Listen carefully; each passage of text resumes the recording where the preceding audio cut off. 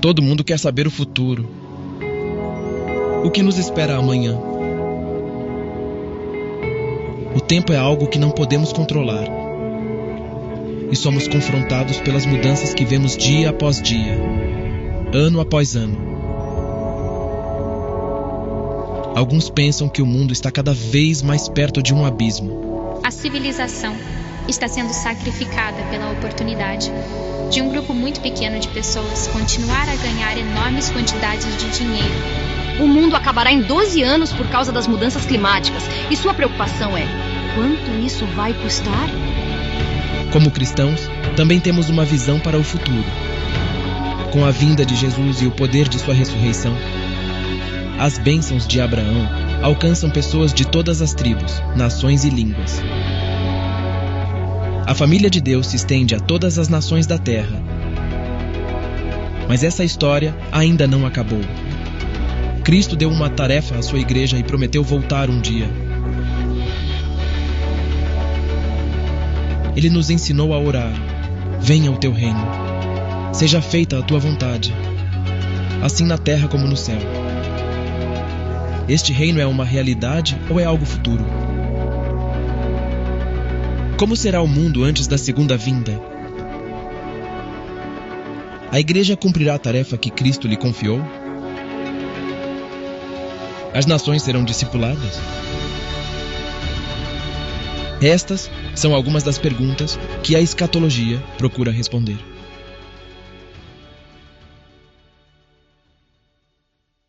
Escatologia é uma parte da teologia que trata dos últimos eventos da história ou do destino final da humanidade.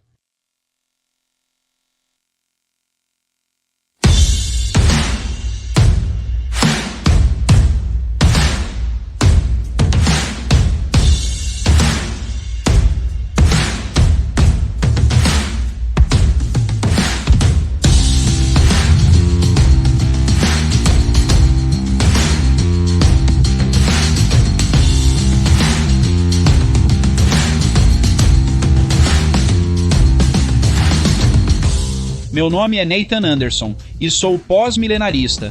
Por pós-milenarista, não estou me referindo à geração nascida entre meados dos anos 90 e 2005. Neste caso, pós-milenarista ou pós-milenismo se refere a uma maneira de entender a Bíblia em relação aos últimos dias e à segunda vinda de Cristo. Se você quiser usar um termo mais técnico, tem a ver com escatologia, ou o estudo das últimas coisas. Falarei sobre isso depois. Primeiro quero deixar algo claro. Eu nem sempre pensei assim. Eu te digo que Jesus Cristo é a arca da nossa salvação. Ele é a única esperança. A porta da misericórdia está aberta hoje. Se você decidir entrar, será recebido. Mas se a igreja deixar a terra hoje, acabou. Você estará na grande tribulação. Pense nisso.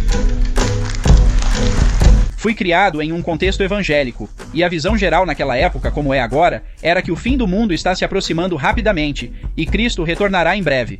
Estamos vendo a profecia bíblica se cumprindo diante de nossos olhos. Era o que disseram. Como eu disse no domingo passado, o próximo evento mundial na linha do tempo de Deus é o arrebatamento da igreja. E quando você ouvir essa mensagem, saberá que estamos tão perto que poderíamos partir antes que o culto termine.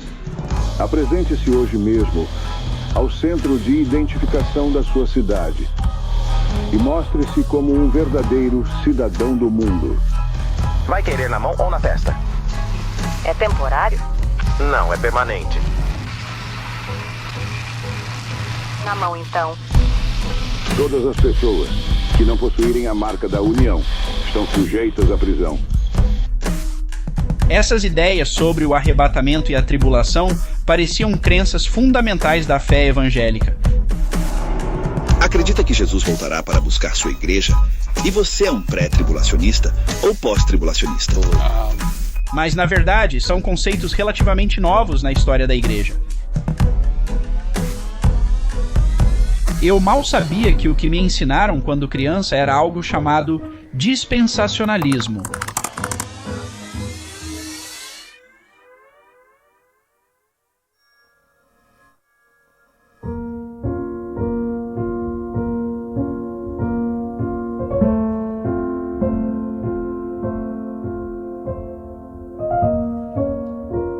Um momento importante para mim foi quando li um comentário sobre o livro do Apocalipse chamado Apocalipse 4 Visões, editado por Steve Gregg.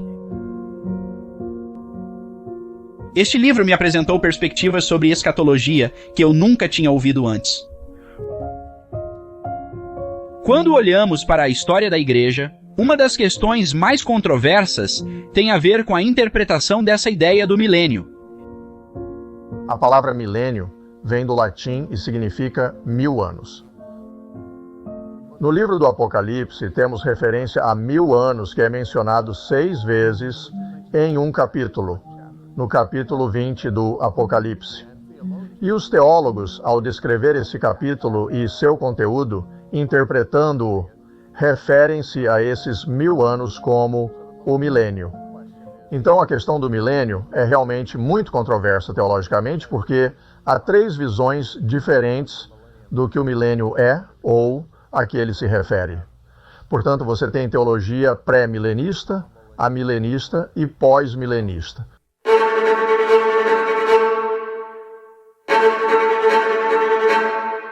Estas são as diferenças gerais entre as 3 perspectivas. O amilenismo entende o milênio como representando o tempo entre a primeira e a segunda vinda de Cristo.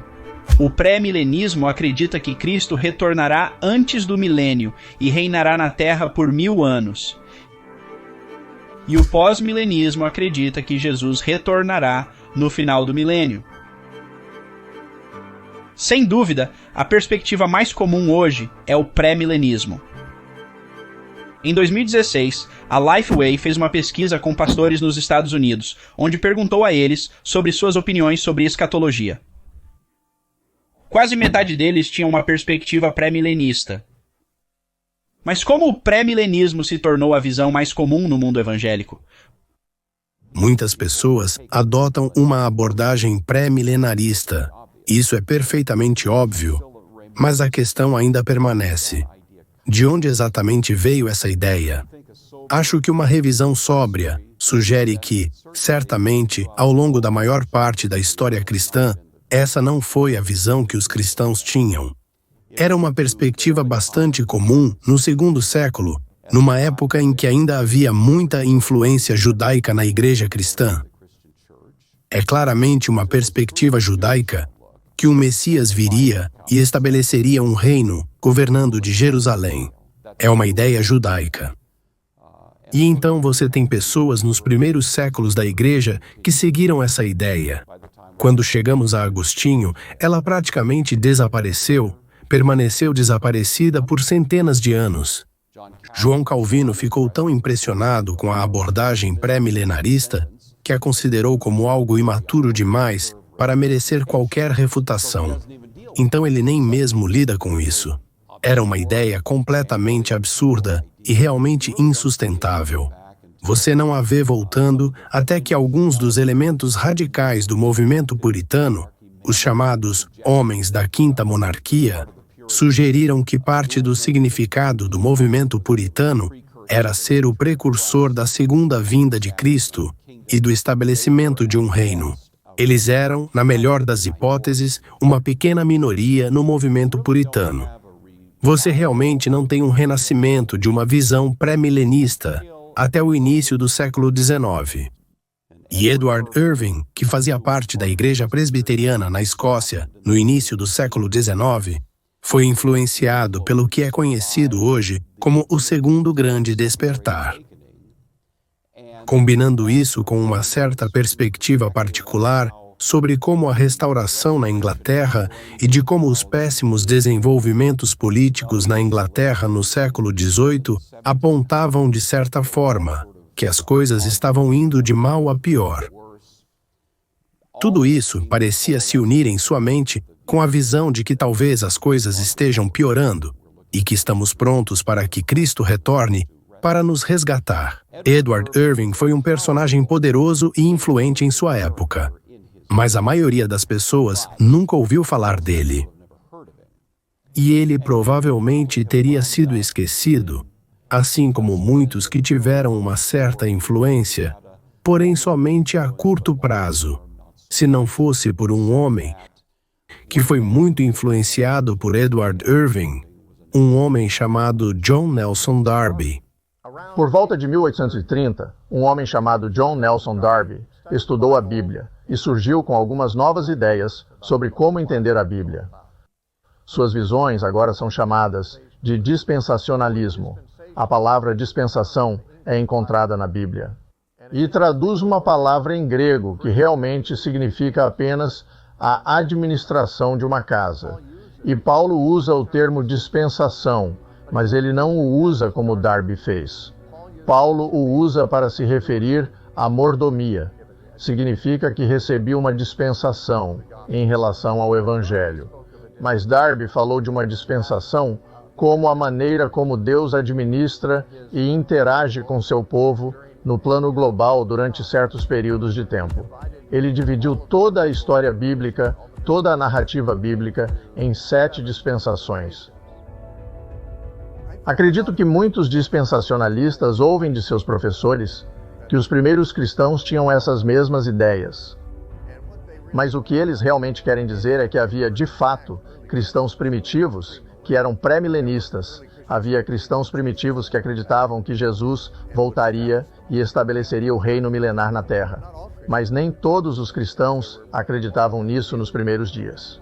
Havia mais de uma posição sobre o assunto, e alguns dos mais importantes pais da Igreja sustentavam uma visão pré-milenista de que Jesus voltaria antes do milênio. Mas Justino Mártir, que era um dos que acreditavam em uma visão pré-milenista, em seu diálogo com Trifão, o judeu, ele mencionou que essa era a perspectiva dele, mas que havia muitos outros cristãos, bons cristãos, que não viam dessa forma. Eles não eram todos pré-milenistas. Mas mesmo aqueles que eram, não eram dispensacionalistas. Ou seja, quando você encontra alguns pais da igreja que pensavam que Jesus voltaria e estabeleceria um reino milenar, eles não acreditavam que haveria um arrebatamento pré-tribulacional. Eles não acreditavam que Israel seria, você sabe, o centro das atenções. Eles não acreditavam no que Darby ensinava, que no milênio o templo judaico seria construído novamente e os levitas como sacerdotes e sacrifícios de animais. Isso é o que o darbyismo, o dispensacionalismo ensina, que no milênio você terá os sacrifícios de animais novamente no templo judaico. Os primeiros cristãos que acreditavam em um milênio futuro não acreditavam em nada parecido. Embora o dispensacionalismo seja uma forma de pré-milenismo e houvesse pré-milenistas na igreja primitiva, o dispensacionalismo acrescentou características dele que nenhum cristão jamais ensinou antes do século XIX.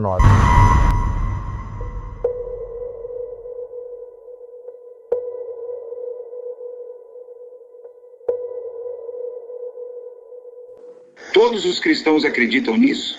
Não. Eu diria que a cristandade está dividida basicamente entre aqueles que aceitam a Bíblia ou profecia alegoricamente. Agostinho começou isso no século V. E tem também aqueles de nós que interpretam literalmente. Traçamos basicamente... Então você é um fundamentalista. Isso mesmo, correto.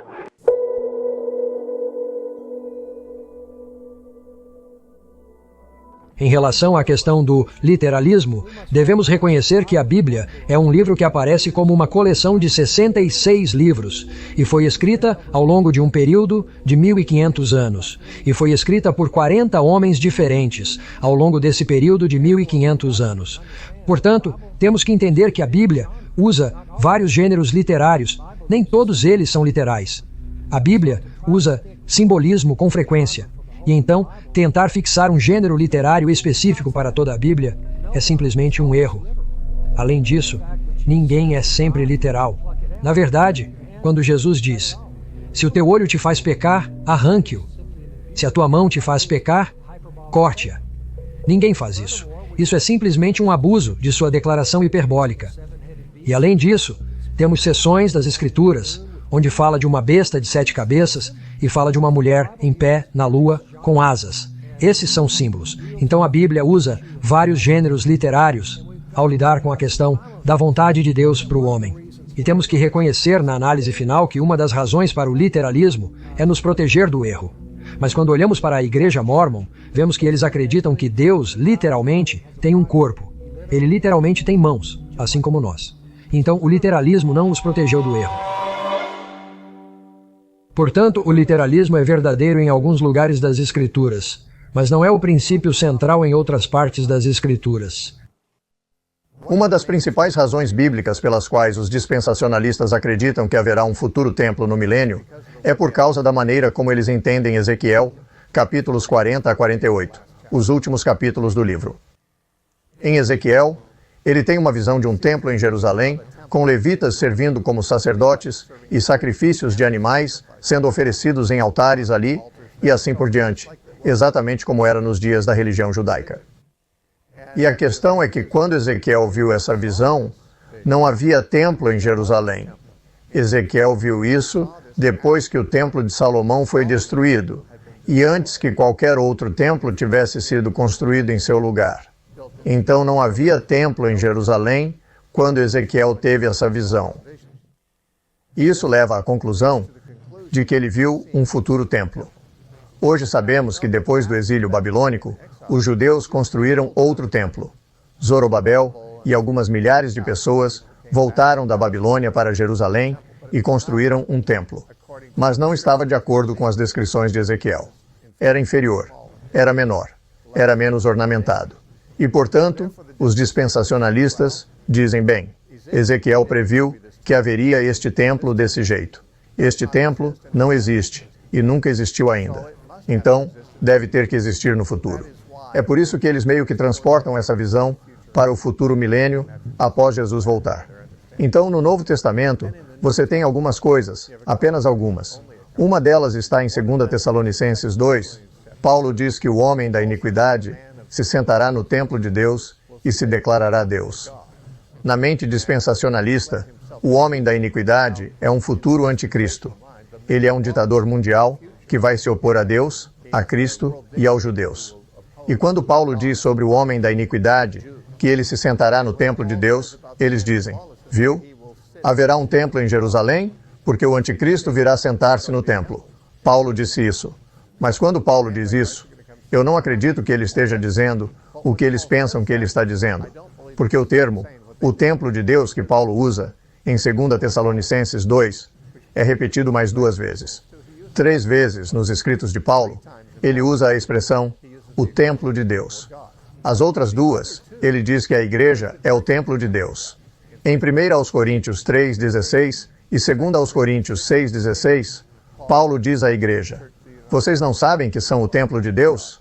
A mesma expressão. Então, para Paulo, 2 em cada 3 vezes, ele usa essa expressão. Ele diz explicitamente que está se referindo à igreja. Na terceira vez, ele não é claro sobre o que está ou não falando, mas é certo que ele não está falando sobre o templo judaico. Certamente não sobre um futuro templo judaico. Haverá um futuro templo reconstruído? Não. Não? Não, de jeito nenhum, porque eu acho que isso é realmente um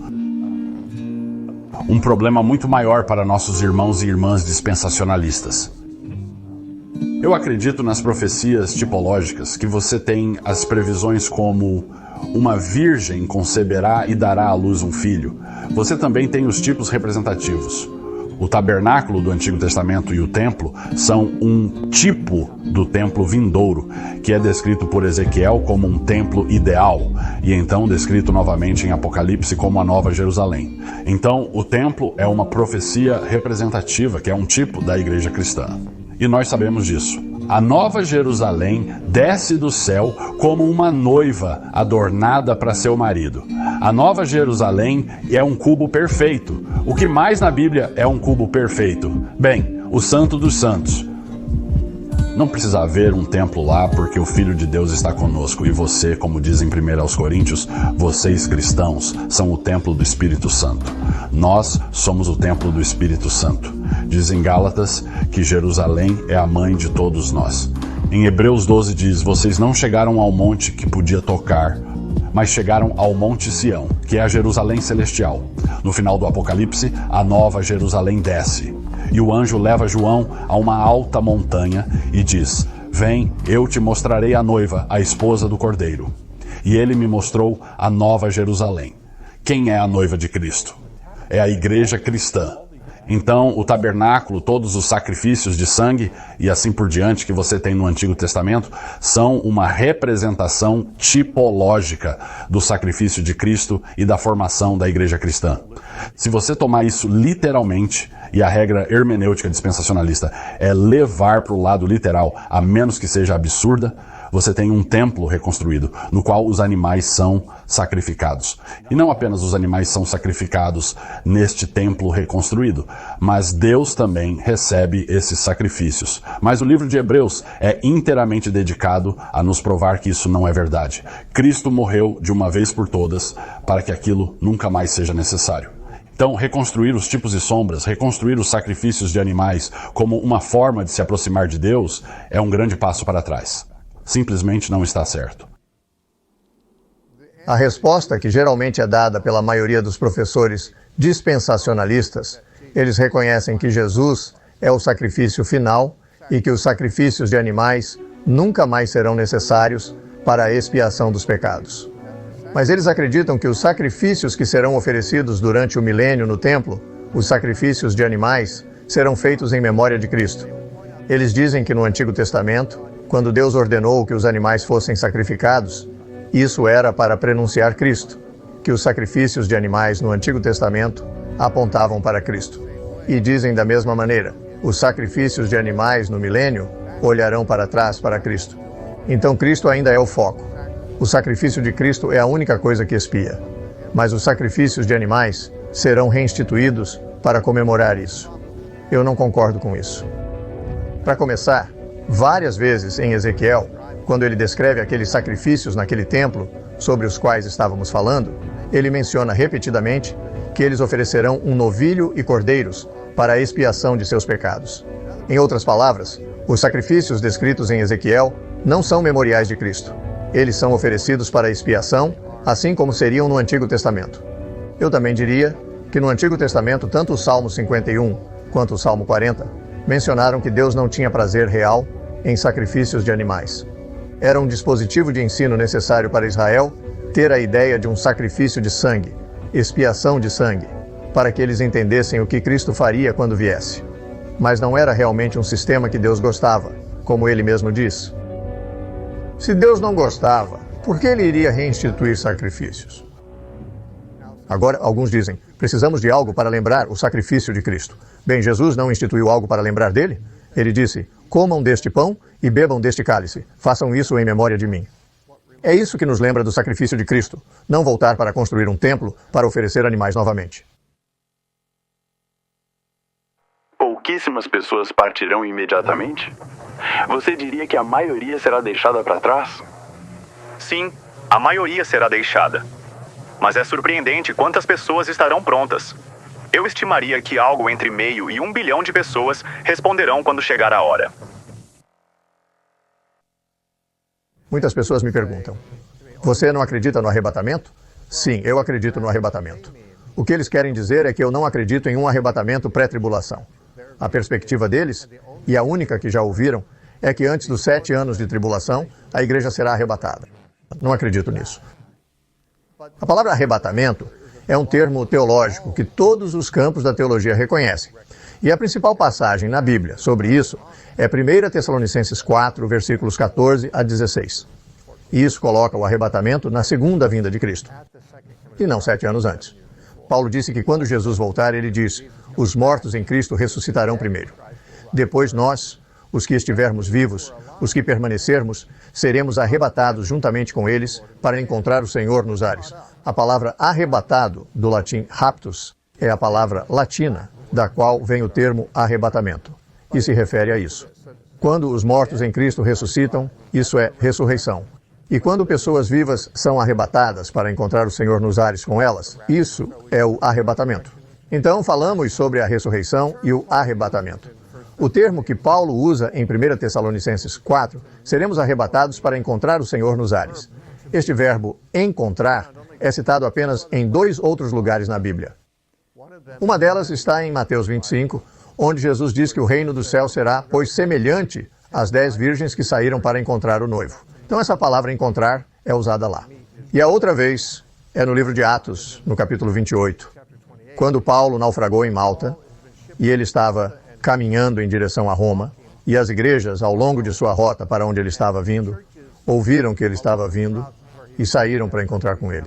Então a palavra encontrar é usada 3 vezes no Novo Testamento. A primeira é sobre as mulheres saindo para encontrar o noivo. A segunda é quando os cristãos saíram para encontrar Paulo enquanto ele se aproximava de sua cidade. E a última é quando encontrarmos o Senhor nos ares. O termo parece significar sair e encontrar e cumprimentar alguém como um comitê de boas-vindas. Ele está indo para algum lugar e as pessoas que já estão lá saem para encontrá-lo e acompanhá-lo pelo restante de sua jornada. Então, quando Jesus voltar, nós vamos encontrá-lo como um comitê de boas-vindas para se juntar a ele e então, é claro, descer o restante do caminho com ele. Há um período de 7 anos de julgamento na terra, chamado pelos profetas hebreus de ira de Deus, o tempo de tribulação, a angústia de Jacó. E quem passa por isso? Todos aqueles que não receberam Jesus pessoalmente e não estavam preparadas para a sua volta. Então todos os judeus estão nisso? Todos os judeus e gentios e hindus, a menos que tenham recebido Cristo. O que acontecerá durante esses 7 anos com as pessoas deixadas para trás? Em geral. É um período horrível. Eles ainda estão vivos e ainda estão tentando. Eles vão para os empregos, eles têm trabalho, eles ainda são os pilotos, ainda são pilotos. A parte difícil é que, digamos, se é verdade que 1/4 ou mais da população do país seja crente e desaparecesse, imagine o caos. Quero dizer, quando o arrebatamento ocorrer, as pessoas desaparecerão de seus carros ou aviões, ou seja o que for. Você terá muita morte e destruição apenas por causa do desaparecimento de pessoas. Então tentar sobreviver com todas as empresas que teriam pessoas empregados desaparecidos. Se um monte de gente daqui fosse embora, seria um caos.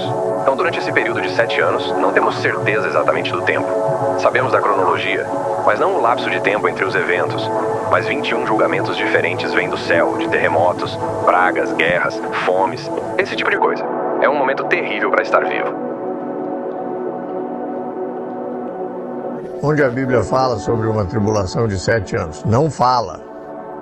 O que eles querem dizer quando falam sobre a tribulação de 7 anos é mencionada apenas 2 vezes nas Escrituras e não diz quanto tempo durará. Ela é encontrada em Mateus 24, 21, onde Jesus disse: porque haverá então grande tribulação, como nunca houve desde o princípio do mundo, nem jamais haverá. Ok, essa é a referência à tribulação.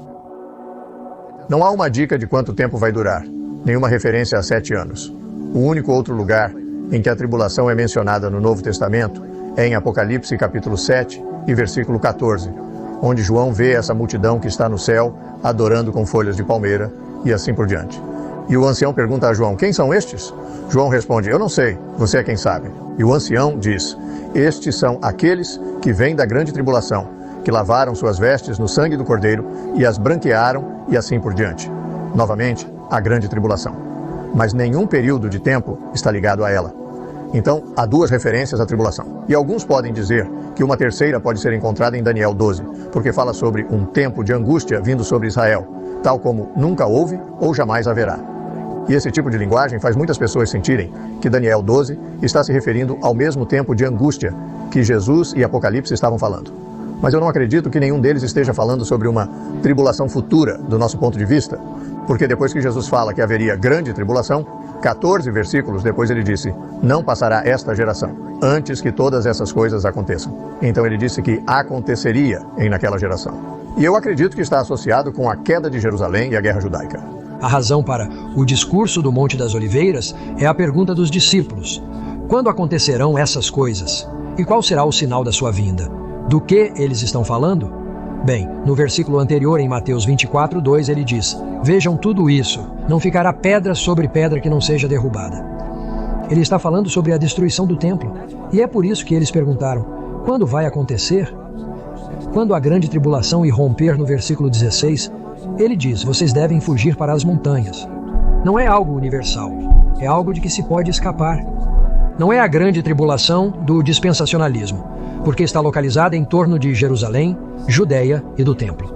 E então, entendemos o que ele diz na última parte desta profecia.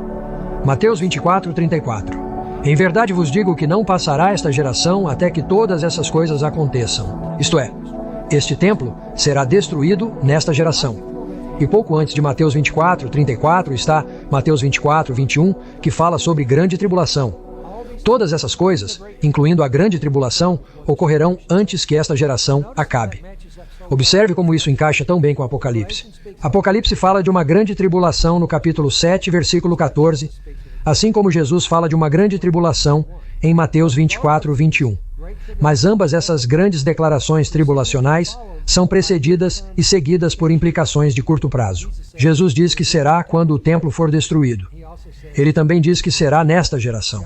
João diz que está próximo porque o tempo está próximo.